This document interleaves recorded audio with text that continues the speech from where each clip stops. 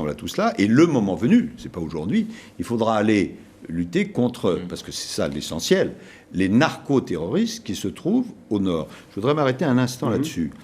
Le problème du Mali, c'est pas simplement le problème du Mali, c'est le problème de toute l'Afrique, car il se trouve au nord, surtout à la suite de l'affaire libyenne et d'autres éléments, plusieurs centaines, peut-être même plusieurs milliers de terroristes. On dit maintenant 5 à 6 000.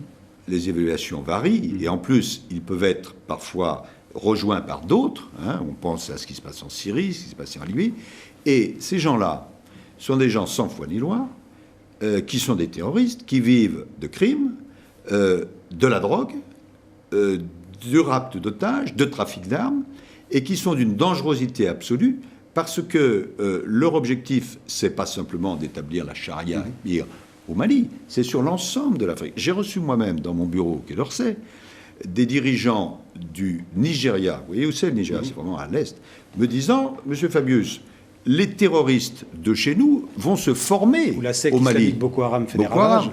Et donc, ça signifie que si, non seulement les pays africains, mais je dirais l'ensemble des pays de la communauté internationale, n'aident pas à mettre fin à ce narcoterrorisme, c'est l'ensemble de l'Afrique qui est menacée par le terrorisme. En tout cas, qui est Donc c'est là où c'est extrêmement dangereux. Et nous, là-dedans, vous l'avez souligné, enfin votre reportage l'a souligné, nous avons simplement le rôle de facilitateur. Nous ne voulons pas du tout être en première ligne, mais nous avons le rôle de facilitateur. Vous l'êtes, la France.